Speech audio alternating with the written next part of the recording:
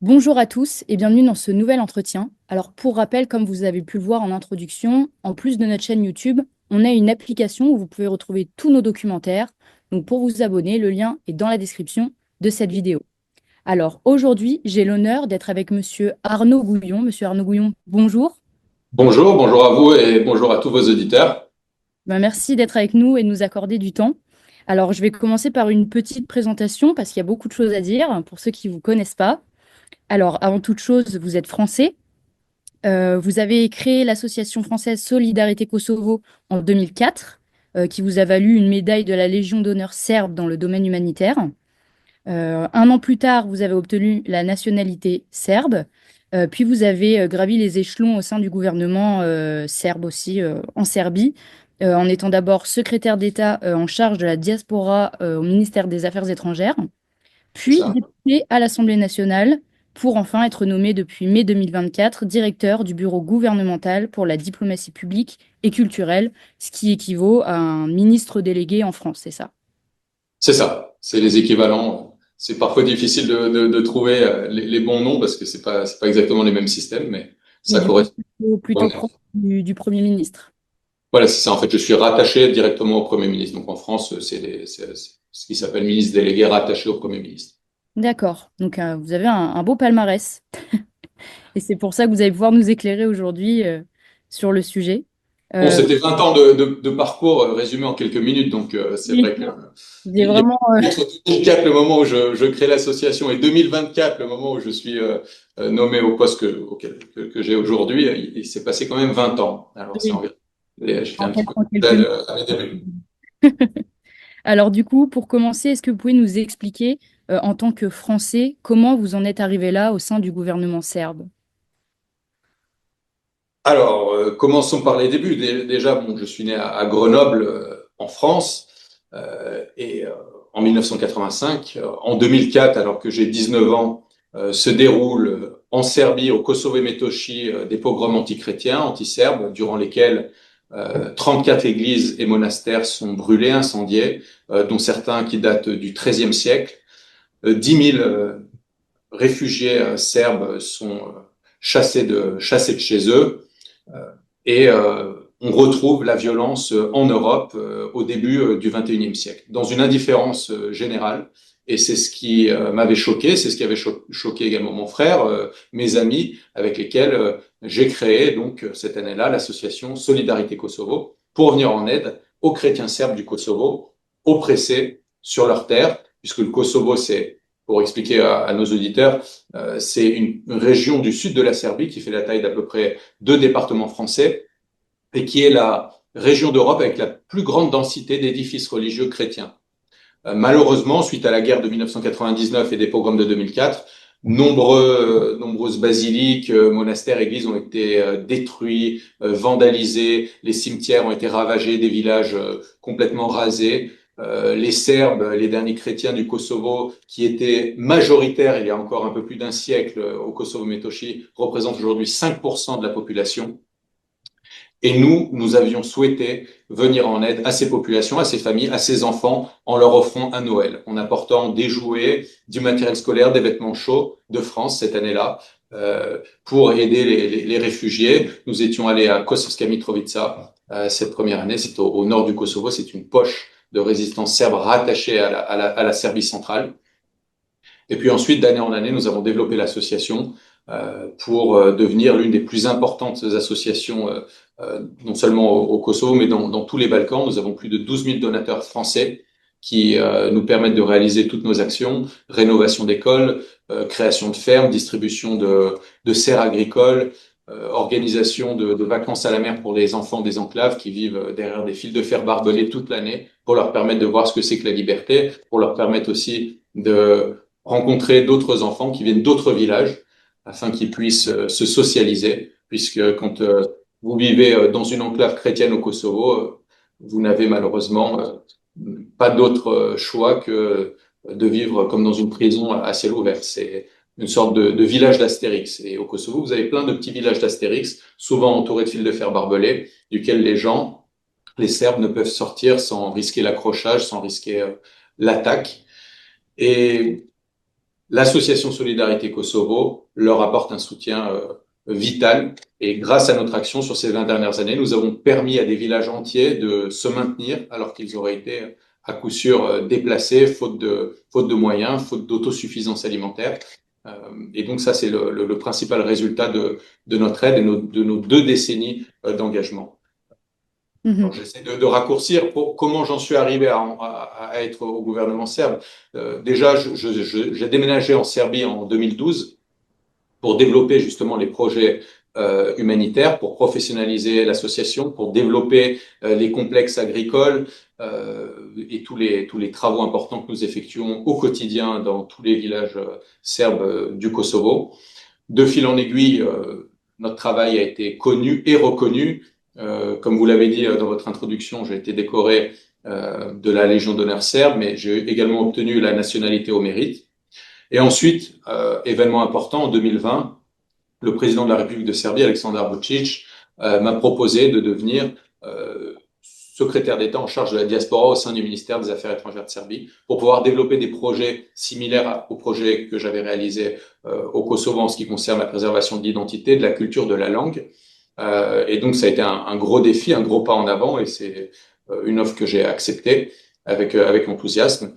Et de fil en aiguille, j'ai ensuite continué à gravir les échelons jusqu'au poste que j'occupe actuellement et qui a en charge la diplomatie publique et culturelle, c'est-à-dire tout ce qui est promotion de la Serbie dans le monde, des valeurs traditionnelles de la Serbie, mais aussi des nouveautés culturelles qui sont développées ici pour répondre en fait à cette propagande négative qui a été euh, réalisé pendant des années, depuis les années 90 et les années 99, contre le peuple serbe et la Serbie pour répondre aux erreurs historiques qui ont été commises. Et j'aimerais bien que quand on dise le mot serbe, eh bien, en France et ailleurs dans le monde, on pense à quelque chose de positif. On pense à Novak Djokovic, on pense au monastère serbe du Kosovo, on pense à un peuple extrêmement accueillant, généreux, avec une histoire incroyable, et pas simplement aux messages de propagande qui ont été véhiculés par CNN et d'autres médias par le passé qui ont présenté le peuple serbe comme des bourreaux et les responsables de toutes les atrocités qui ont eu lieu dans les Balkans ces dernières décennies, alors que le peuple serbe est la principale victime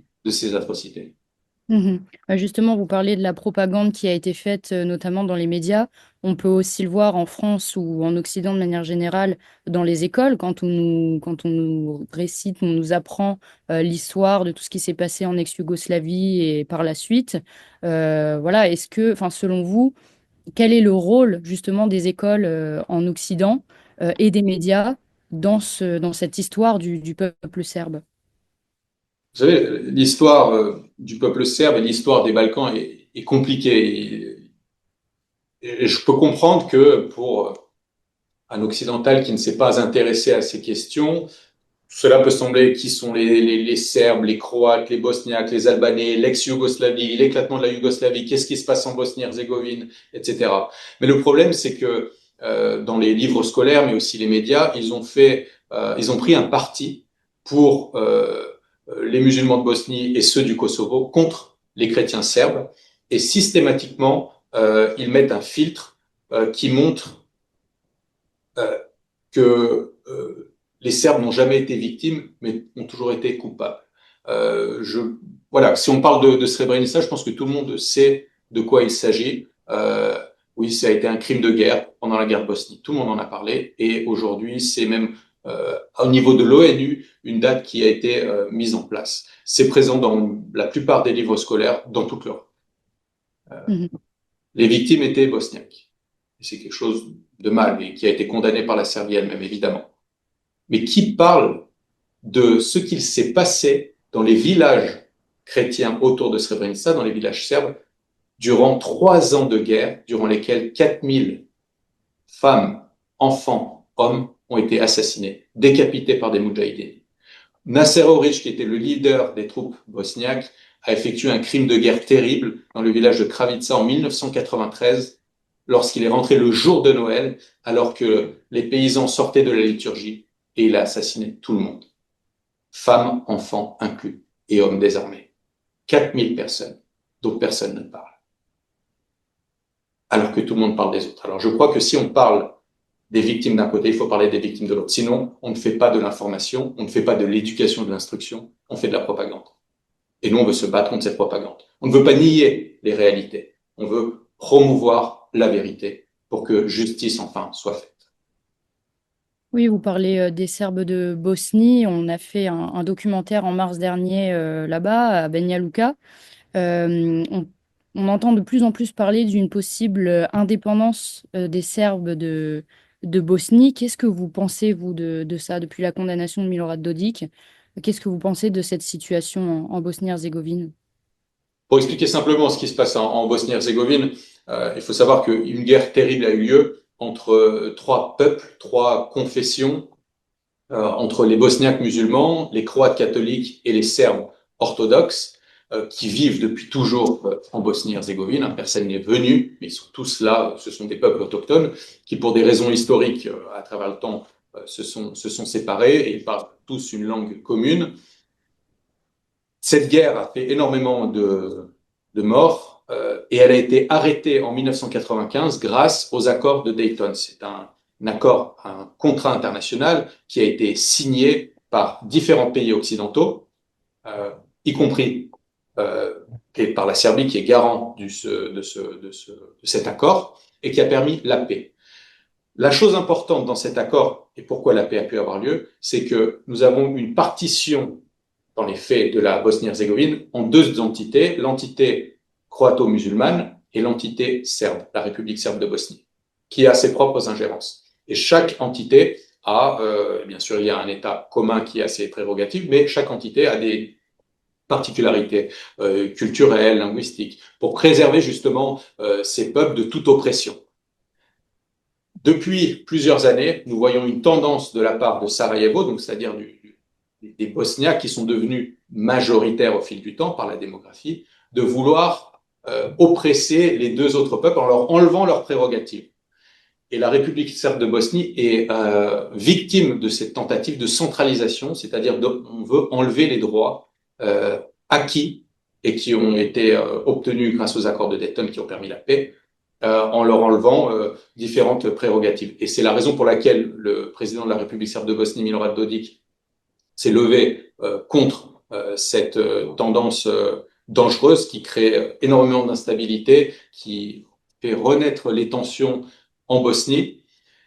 Et il a été condamné par un tribunal de Sarajevo. Donc on voit qu'il y a une instrumentalisation du pouvoir judiciaire à des fins politiques dans le but de maltraiter et de soumettre l'entité serbe de Bosnie, la République serbe, qui permet aux chrétiens serbes de rester libres et qui permettent de rester en sécurité sur leur terre. Parce que si aujourd'hui nous avons encore des Serbes en Bosnie, si aujourd'hui nous avons encore des églises en Bosnie, c'est parce que justement cette entité, la République serbe de Bosnie, existe encore. Et ceux qui veulent l'enlever mettent en danger un million de Serbes chrétiens de Bosnie. Et ça, c'est un grand danger, pas simplement pour la Bosnie ou pour la région des Balkans, c'est pour toute l'Europe. Et je crois qu'il faut en appeler à la raison.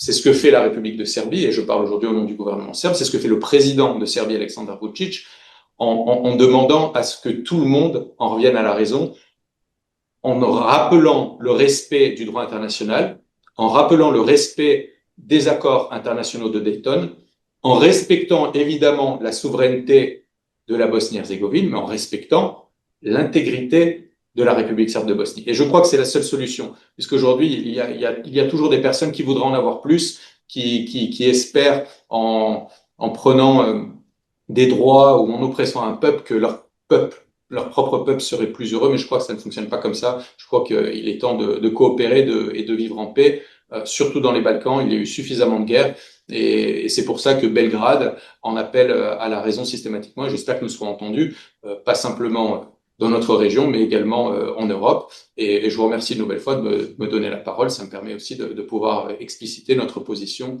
auprès des auditeurs français. Bah, justement, est-ce que votre installation en Serbie a transformé votre vision de l'Europe, de l'Occident et même de la France? Oui et non. Je dirais que j'avais une vision me semble-t-il, assez clair de l'Occident en y vivant.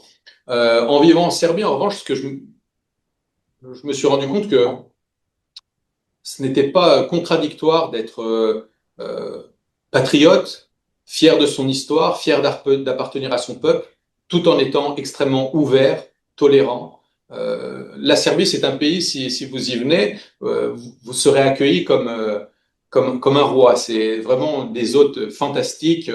Ils discutent avec les étrangers, ils aiment les gens, ils aiment les différentes cultures. Mais pourquoi? Parce qu'ils sont fiers de leur propre culture. Ici, se dire fier d'être serbe, c'est quelque chose de normal. Ce n'est pas politiquement incorrect. Et cela leur permet d'être totalement ouverts aux autres cultures et aux autres personnes. Donc, c'est pas antinomique, ce n'est pas contradictoire. Alors qu'en Occident, on nous a convaincus pendant des années que l'un empêchait l'autre. Non, je crois que justement, l'un est le complémentaire de l'autre. Et qu'on ne peut apprécier qu'une culture étrangère si on est fier et qu'on connaît sa propre culture. Oui, j'ai pu m'intégrer ici en Serbie sans trop de difficultés. J'ai pu apprendre la langue serbe qui est extrêmement difficile sans trop de difficultés également. Pourquoi? Parce que je connaissais ma propre culture, ma propre langue, et ça m'a permis de m'ouvrir à cette culture européenne, chrétienne. Alors, c'était pas un pas énorme puisqu'on appartient à un même socle civilisationnel, mais les différences malgré tout existent.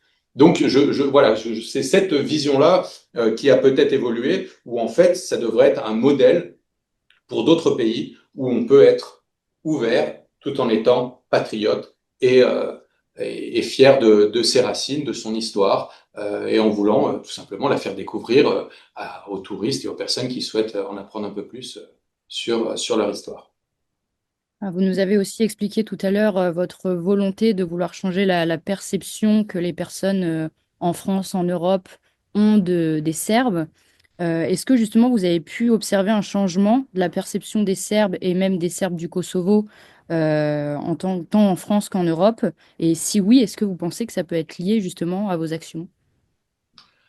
Je crois que oui, la perception a évolué ces dernières années. Il y a 20 ans, parler des Serbes du Kosovo, c'était extrêmement impopulaire. On était marqué au fer rouge. C'était quelques années après la terrible propagande de 1999. Je rappellerai pour nos auditeurs que des journaux comme Libération ou Le Monde disaient que l'extermination en cours au Kosovo rappelait les temps de Gengis Khan. C'était, je crois, Bernard-Henri Lévy qui disait qu'il fallait libérer les Serbes de Milosevic, mais aussi de lui-même, comme si le peuple serbe était maléfique et diabolique en soi et qu'il fallait le libérer. Et comment l'ont-ils libéré? À coups de bombes. Bombes de l'OTAN qui, durant 78 jours, ont largué de l'uranium appauvri sur tout un pays, sur tout un peuple. Et les conséquences, d'ailleurs, sont terribles puisqu'il y a, en plus des morts directement dues aux missiles, il y a un taux de cancer qui a augmenté et qui fait des ravages aujourd'hui encore partout en Serbie. Cet acte illégal, puisqu'il était fait sans l'aval du Conseil de sécurité de l'ONU, les bombardements et l'agression de l'OTAN en 1999, a été justifié par ce dont vous parlez, par cette propagande médiatique, par ces pseudo-intellectuels comme Bernard-Henri Lévy, par des pseudo-humanitaires comme Bernard Kouchner qui ont fait des dégâts terribles. On parlait à la télé de près de 500 000 Albanais kosovars qui auraient disparu, comme si à la fin du XXe siècle, au début du XXIe siècle, on pouvait faire un génocide sans que personne en fait ne le voie. Et bien sûr que les chiffres étaient exagérés, que tout était faux, que le but était de diaboliser un peuple, puisque les chiffres officiels des organisations internationales fait état de malheureusement 10 000 morts, ce qui est beaucoup trop. Mais on est quand même bien loin des 500 000. Et dans ces 10 000 morts, vous avez des milliers de civils serbes. Vous avez des milliers, des centaines de Roms, d'Ashkali, de Gorani. Et vous avez bien sûr également des milliers d'Albanais, puisque c'était une guerre. Donc, quelques années après cette propagande, il était difficile de venir en aide aux Serbes du Kosovo. Mais nous savions que la vérité était de notre côté et que ce que nous avions vu lors de ces premiers convois humanitaires, rien ne pouvait le justifier. On ne peut pas justifier qu'un enfant de 5 ans vive dans une enclave derrière des fils de fer barbelés. Moi, j'ai été choqué lorsque j'ai apporté un convoi qui me semblait somme toute modeste, quelques mètres cubes de jouets, et de voir des enfants qui allaient s'émerveiller avec un ballon de foot, un simple ballon de foot. J'ai donné une poupée à une petite fille qui avait peut-être 10 ans à l'époque, et elle s'est émerveillée à la vue d'une simple poupée, parce que jusqu'à présent, elle n'en avait jamais eu. Et oui, je crois qu'on savait qu'il y avait eu la guerre et que la situation était difficile, que la pauvreté était présente, mais je ne pouvais pas imaginer qu'en Europe, des enfants vivent comme ça. Et surtout que personne n'en parle. Ben, nous avons souhaité en parler à travers les magazines de l'association Solidarité Kosovo qui sont envoyés tous les 3 mois à tous nos donateurs, à travers les lettres d'information, à travers des livres, des documentaires. Il y a un documentaire qui est présent sur YouTube qui s'appelle Kosovo, une chrétienté en péril, qui est passé sur la chaîne également française KTO et à la télé serbe et qui a reçu de nombreux prix de films documentaires, dont celui de Zayed et il y a quelques années, et qui montre cette réalité. Sans politique, sans grands mots et grandes idées, juste la réalité. Comment vivent des moines dans un monastère qui est protégé par 2 checkpoints de l'OTAN. Quand vous allez au monastère Visoki Dechani, vous passez un premier checkpoint avec des tourelles, des barbelés, des fusils mitrailleurs. Puis vous allez à un deuxième checkpoint avec des sacs de sable. Et ensuite, vous pouvez rentrer dans un monastère qui est un îlot de paix dans un océan de haine. Et cet îlot de paix a été attaqué ces dernières années 4 fois au lance-grenades, à la roquette. Et dernièrement, c'était une tentative d'attaque islamiste à la Kalachnikov, qui a été bloquée par le SAS de sécurité, financé par Solidarité Kosovo, il y a quelques années. Donc, c'est comme ça aussi qu'on peut influer sur les choses et permettre aux gens de continuer à vivre. Et tout ce travail a contribué, mais c'est le travail aussi de grands profs, à changer l'image de la Serbie et des Serbes en France et plus ailleurs plus loin dans le monde également. Et je tiens à saluer ici Régis Le Sommier qui est allé lui-même au Kosovo il y a 3 ans, je crois que c'était à la fin 2022, et il a vu de ses propres yeux, il a filmé et ça a été diffusé ensuite sur Omerta, les tentatives de vol de vin de viticulteurs serbes de Velika Hoća, qui sont les derniers viticulteurs de cette région. Et ça a été une sorte de prise d'otage, c'était assez effroyable à voir. Et ça a été donc diffusé sur votre média, qui est un média libre et objectif. Et ça fait vraiment plaisir à voir. Ça permet aux gens d'avoir la vision réelle de ce qui se passe. Finalement, pas très loin j'allais dire de chez nous, parce que c'est un peu chez moi, et de chez vous, c'est pas très loin de Paris. Donc c'est 2 heures en avion, c'est une journée de voiture. C'est là, c'est au cœur de l'Europe. Ça se passe maintenant. Okay. Alors, on l'a compris, vous êtes très engagé pour le Kosovo. Vous continuez du coup à faire des convois, c'est tous les ans, c'est ça? Alors, les convois ont lieu tous les ans. Ce sont les convois au moment de Noël. Ils sont donc traditionnels. On en a organisé plus d'une vingtaine. On a eu également d'autres convois en cours d'année. Au total, nous avons eu quasiment 60 convois humanitaires. Alors aujourd'hui, ce sont plus des petites fourgonnettes comme au départ. Ce sont des poids lourds entiers. Mais parallèlement à ça, nous organisons de l'aide qui permet de développer l'autarcie en fait des enclaves, qui permet de développer l'autonomie alimentaire de ces villages chrétiens à travers la mise en place de fermes, de laiteries, de conserveries, développer l'élevage, la culture sous serre. C'est grâce à ça qu'on a pu maintenir en fait des populations aussi qui souhaitent vivre sur leur terre malgré les risques, malgré les attaques. Il faut juste leur donner les moyens de travailler. Ce sont des gens extrêmement valeureux. Les fermes que l'on a construites, les premières fermes que l'on a construites maintenant il y a 15 ans, aujourd'hui, elles sont encore plus développées. C'est-à-dire qu'elles se développent par elles-mêmes. Il faut juste donner l'outil au départ et ensuite, ça fonctionne. Et c'est ça qui est bien avec le peuple serbe. C'est un peuple travailleur. C'est pas pour rien que c'était au Moyen-Âge un des principaux empires européens.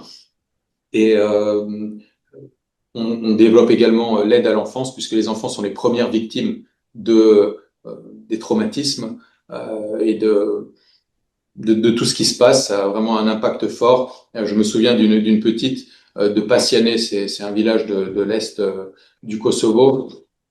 qui nous disait, quand on l'avait emmenée en place de mer, donc c'était la première fois, non seulement qu'elle allait à la mer, mais la première fois qu'elle sortait de son village. Et quand je lui ai demandé, alors, qu'est-ce qui te plaît ici? Et je m'attendais à ce qu'elle me dise la mer, le beau temps, les amis, les booms qu'on organise pour eux. Non, elle m'a dit, les gens qui sont ici, qu'on ne connaît pas, les étrangers, ils sont gentils avec nous. Je fais, mais comment ça, les personnes que tu ne connais pas sont gentilles? Ah oui, parce que dans notre village, on connaît tout le monde et les gens qu'on ne connaît pas, ils ne sont pas de notre village et souvent ils nous insultent ou ils nous crachent dessus quand ils passent en voiture.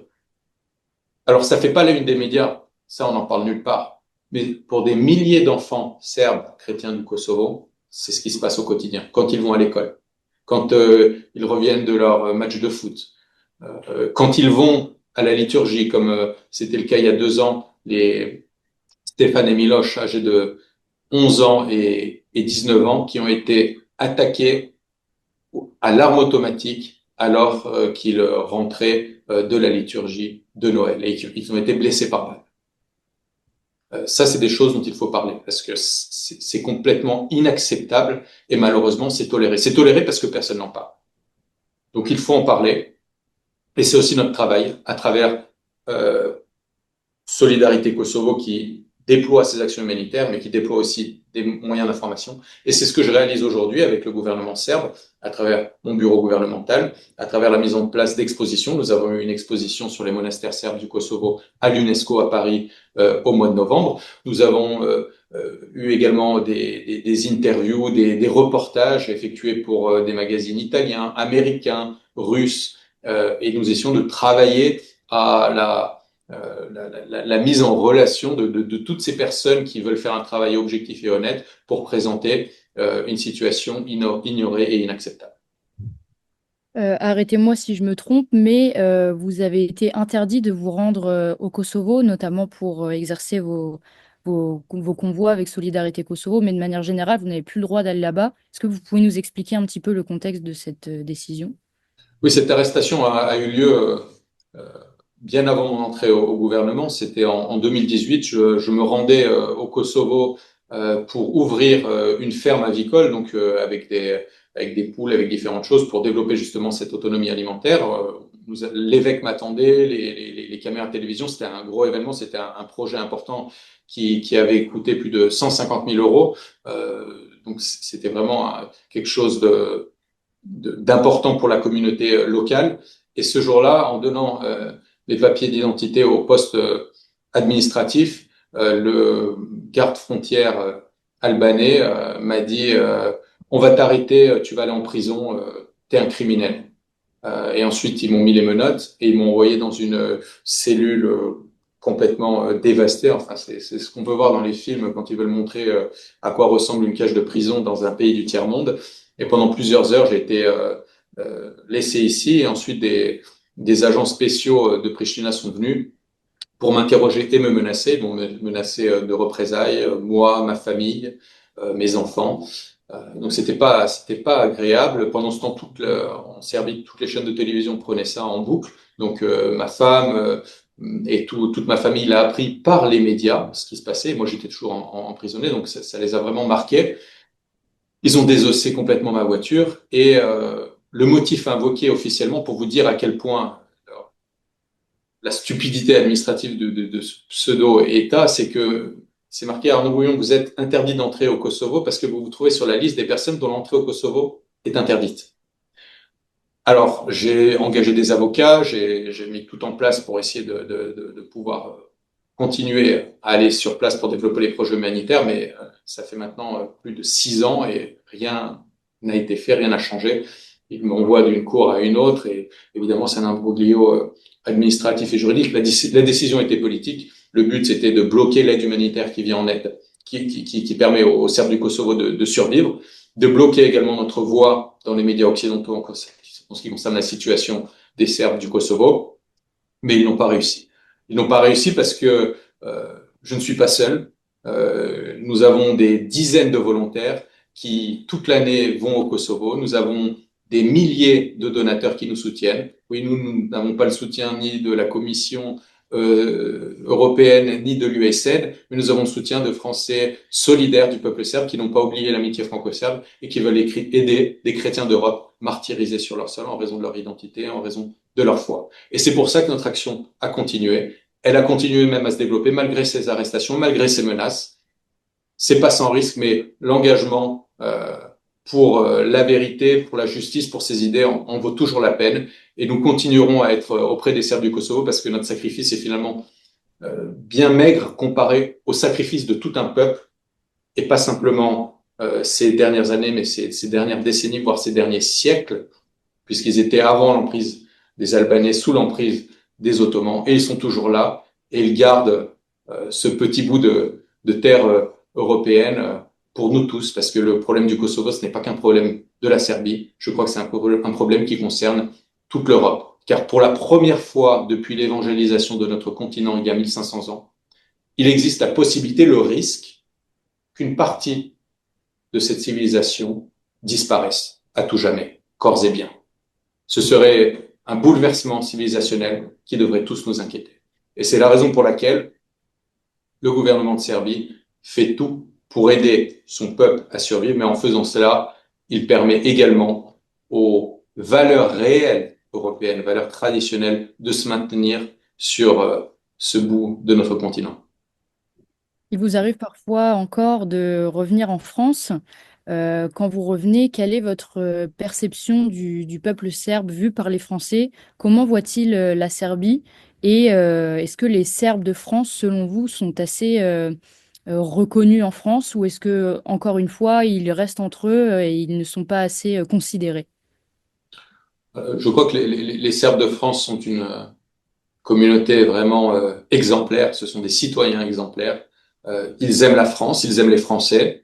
Euh, Ils n'oublient pas qui ils sont. Et je crois que c'est très bien. Ils n'ont pas oublié leur foi. Et quand ils fêtent Noël, ils vont à l'église. Et vous pouvez aller au 18e arrondissement de Paris, rue de Saint-Plon, où il y a l'église Saint-Sava, une des premières églises serbes de France. Le jour de Noël, la rue est bondée de grands-parents, d'enfants, d'hommes, de femmes. Et tout le monde fait la fête parce que c'est leur plus belle fête. Voilà, la fête de Noël. Ça va être le cas également pour les fêtes de Pâques. Et à côté de ça, ce sont des gens qui ne posent aucun problème, qui sont parfaitement citoyens à part entière. Et je crois que c'est un vrai plus pour la France, mais c'est aussi un plus pour la Serbie, puisque ce sont des gens qui sont un véritable pont entre nos deux pays. Et l'amitié franco-serbe est présente malgré tout chez un grand nombre de Français qui n'ont pas oublié la Première Guerre mondiale, l'alliance entre la France et la Serbie, qui n'ont pas oublié que le futur roi de Serbie, Pierre Karađorđe, s'était engagé volontairement, un futur roi qui s'est engagé volontairement du côté de la France en 1870 dans la guerre contre la Prusse, qui a été blessé, qui a été emprisonné, qui a réussi à s'échapper et qui est retourné au front. Il était prêt à se sacrifier pour la patrie française parce qu'il croyait en ses idéaux. Eh bien, je crois qu'aujourd'hui, ce que font les volontaires, les bénévoles de Solidarité Kosovo, c'est aussi rendre l'appareil en montrant que nous aussi, on est prêts aujourd'hui, quand la Serbie a des problèmes et a des besoins, de l'aider. Et les Serbes de France participent de cet effort et tous les gens qui nous regardent peuvent également y participer en faisant la promotion de ce qui s'y passe et en informant les gens autour d'eux. Je crois que tout le monde peut donner une contribution à cette cause qui m'est chère, mais qui, je pense, peut être chère à de nombreuses autres personnes. Et nous l'avons montré à travers 2 décennies d'action humanitaire. Et en tout cas, je souhaite que les liens entre la France et la Serbie continuent à se développer. C'est le cas également au niveau politique, puisque le président serbe Aleksandar Vučić a choisi la France comme un des partenaires privilégiés en Europe, tant économique que politique. Et ce sont des choses importantes pour nos deux peuples et nos deux pays. Alors pour terminer cet entretien, on va aborder un dernier sujet qui vous est très cher également, l'Église. En 2018, vous avez reçu l'ordre de Saint-Sava, décerné par le Saint-Synode des évêques de l'Église orthodoxe serbe. Quel est votre rapport justement à l'Église orthodoxe aujourd'hui et est-ce que c'est un moteur pour vous dans vos combats? J'ai rencontré l'Église orthodoxe et en fait mes premiers amis orthodoxes dans le monastère de Visoki Dechani. C'était des moines. J'ai expliqué comment on arrive jusqu'à ce monastère en passant les différents checkpoints de l'OTAN. Et ensuite, vous rencontrez ces hommes qui sont pour la plupart très jeunes, qui sont vigoureux, qui sont grands, qui chantent d'une voix grave leur amour pour leur foi et pour leur pays. Et ces gens-là, ce sont un pilier pour toutes les populations serbes chrétiennes du Kosovo. Ce sont grâce à eux qu'ils sont restés et qu'ils continuent à vivre sur leur terre. La foi, c'est plus qu'une spiritualité pour les Serbes. C'est une façon de voir le monde, c'est un lien social. Et on ne se pose pas la question, est-ce que l'on est croyant ou on ne l'est pas? On est croyant. On ne se pose pas la question, est-ce que l'on va à l'église pour Pâques, pour Noël? On va à l'église. Et c'est un liant et c'est aussi un bouclier face à l'adversité, face aux malheurs qui les ont entourés pendant des décennies et des siècles. Et si le peuple serbe existe encore aujourd'hui, alors qu'il a été occupé pendant 5 siècles, 500 ans, par les Ottomans qui ont tenté de les convertir à l'islam, c'est parce qu'ils avaient foi dans leur église et dans leurs représentants, les moines, le patriarche. Et je crois que c'est un véritable modèle de vie. On a peut-être un petit peu oublié, j'en reviens à votre question par rapport à l'Occident, dans le confort, on oublie peut-être certaines valeurs fondamentales qui font de nous des hommes. Et la foi, ça en fait partie. Et se réunir autour de quelque chose qui nous dépasse, cette transversale, c'est quelque chose d'important, c'est quelque chose de très présent en Serbie et évidemment dans sa province du sud du Kosovo. Donc j'ai beaucoup d'estime, beaucoup de respect pour l'Église orthodoxe serbe et tous nos projets humanitaires sont réalisés en partenariat avec l'Église orthodoxe de Serbie. Eh bien, Monsieur Gouillon, merci de nous avoir accordé du temps et de nous avoir partagé votre expertise. On espère vous recevoir bientôt à Paris, dans nos locaux. Avec grand plaisir et encore une fois, merci à vous de cette invitation et mes chaleureuses salutations à toute votre équipe et à tous vos auditeurs. Et un grand bravo pour tout le travail qu'effectue Omerta sur les différents thèmes que vous couvrez. Merci, merci beaucoup. Et merci Merci. beaucoup d'avoir regardé cet entretien. Pour rappel, si le sujet vous a intéressé, vous pouvez également retrouver notre documentaire Bosnie, frères ennemis ou encore Kosovo, le dernier cri d'un condamné, toujours disponible sur notre application Omerta. Je vous remercie pour votre fidélité et je vous dis à très bientôt.